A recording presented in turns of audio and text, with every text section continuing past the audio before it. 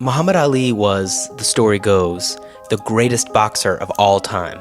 But that's not why he'll be remembered as the greatest. Yeah, he was incredibly fast in the ring. Not a heavyweight in the world fast enough to stop me.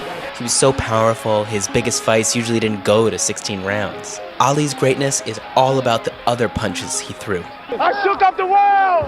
I shook up the world! I shook up the world! He always made boxing about something much bigger than himself. I'm gonna fight for the prestige, not for me, but to uplift my little brothers who are sleeping in concrete floors today in America. For example, listen to the story about after he won the gold medal in the 1960 Olympics. I took my gold medal, thought I'd invented something. I said, man, I know I'm going to get my people freedom there. I'm the champion of the whole world, Olympic champion. I know I can eat downtown now. And I went downtown that day, had my big old medal on, and went in the restaurant. So at that time, black things wasn't integrated. The black folks couldn't eat downtown.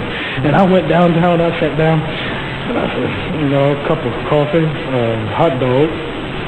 The lady said, we don't serve Negroes. I was so mad. I said, I don't eat them either. Just give me a couple of hot dogs. So it might not be a surprise that an early mentor of his was Malcolm X, then of the very controversial Nation of Islam. Have you been advising him as far as his religious affiliations are concerned? Well, no, I don't give advice to anyone. Most people know that he changed his name based on his religious beliefs. But while most accounts say Cassius changed his name to Muhammad Ali, that's not the whole story. The morning after Cassius became heavyweight champ, he confirmed publicly that he was a member of the Nation of Islam. And he and Malcolm X announced his new name. He said he was Cassius X. So then Clay was a white man's name, it was a slave name. Days later, Elijah Muhammad, the leader of the Nation of Islam, went further, bestowing upon Cassius X an original name, Muhammad Ali, which meant beloved of God. So now, Muhammad Ali. But he refused to change his name legally. Who would have to face? The judge is what color? I don't know. He's white. So in other words, I'd have to ask a white man, may I call myself Muhammad Ali boss? He refused the draft to serve in Vietnam as a conscientious objector. That meant losing his title, losing his profession, and being convicted in a court. My conscience won't let me go shoot my brother or some darker people or some poor hungry people in the mud for big powerful America and shoot them for what? They never called me nigger. They never lynched me. They never put no dogs on me. They never robbed me of my nationality, raped and killed my mother and father. What, I'm going to shoot them for what? How am I going to shoot them? Just take me to jail. But his moral stand brought him into the civil rights movement. He befriended Martin Luther King Jr. despite their religious differences. What did you discuss back in the hotel room? Nothing, just friends, just like Khrushchev and Kennedy. United against oppression and the war. As Muhammad Ali has just said, we are all victims of the same system of oppression. And even though we may have different religious beliefs, this does not at all bring about a difference in terms of our concern. Still brothers. Do you share the same concern that Muhammad has for his draft status? Oh, I certainly do. My views on the draft are very clear. I'm against it. And he took his case of conscientious objection to the Supreme Court. I haven't burnt my own draft record. But what I'm doing is legal. This is why I believe I'll receive justice in the higher courts. You can deny the draft on any grounds, but you'll have to go to court. It's law. If you lose, you go to jail, which I said I do. My fight is legal.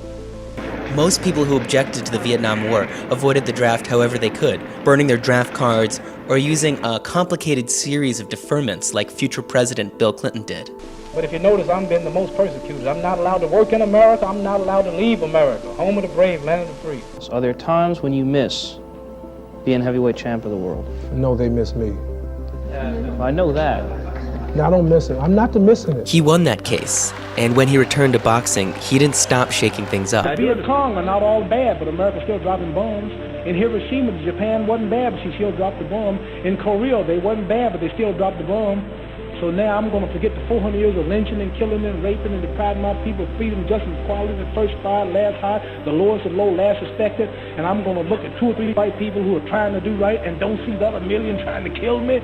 He used these media appearances over and over to try to promote living a moral life. As you know, in this country, a black athlete or entertainer has a lot of influence. Some of them promote wrestling, some of them make movies. I'd like to do all I can to uplift the people morally and and spiritually, and as far as loving self and sticking together and helping self before expecting others to help them and respect them when they don't respect themselves. Well, having known you as long as I do, I don't know anybody else who's better qualified to do that than you. And I know you mean it. After he retired, he even saved a man from jumping to his death in 1981. The former heavyweight champion went to a window and reportedly yelled, "I'm your brother. I want to help you." Recognizing Ali, the man finally opened the fire escape door and Ali approached him on the ledge.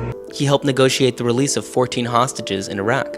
He stood with Nelson Mandela against apartheid. He delivered medical supplies and food to kids all over the world. And though his genetic disease, Parkinson's, cruelly impaired his function, that never stopped his ability to inspire billions. 3 billion people watched this in 1996. And in one of his final public appearances, he spoke out about Islam after the devastating attacks of September 11th, even though he could barely speak. I'm a Muslim. I've been a Muslim 20 years, and I'm against killing, violence, and all Muslims are against it. I think that people should know the real truth about Islam. You know me, I'm a boxer. I'm called the greatest of all time. People recognize me for being a boxer and a man of truth. And I wouldn't be here to represent Islam if it was really like the terrorists made it look. I think that all the people should know the truth and come to recognize the truth, because Islam is peace, against killing, murder, and the terrorists and the people doing that in the name of Islam are wrong. And if I had a chance, I'd do something about it. And last fall, when he could no longer speak, he wrote a statement against comments from Donald Trump that lumped the actions of a few murderers in Paris and San Bernardino with 1.5 billion Muslims around the world. He said, quote, "Speaking as someone who has never been accused of political correctness, I believe that our political leaders should use their position to bring understanding about the religion of Islam and clarify that these misguided murderers have perverted people's views on what Islam really is." Ali was a fighter, but I don't think his muscles are really the part that we care about. And it's not what he cared most about either. Boxing is just to introduce me to the struggle, but my main fight is for freedom and equality. And money don't really mean nothing, because I proved that when I gave up the title, not knowing if I'm coming back or not for 4 years. So those gloves he wore represented a lot more than physical punching. And a pair of his have been in the president's private offices the past 8 years. For this fight, I've wrestled with alligators. I've tussled with a whale. I done handcuffed lightning and put thunder in jail. You know I'm bad. I have murdered a rock. I injured a stone. And I hospitalized a brick. I'm so bad I make medicine sick. I'm so fast, man, I can run through a hurricane and don't get wet. When George Foreman meets me, he'll pay his debt. I can drown a drink of water and kill a dead tree. Wait till you see Muhammad Ali.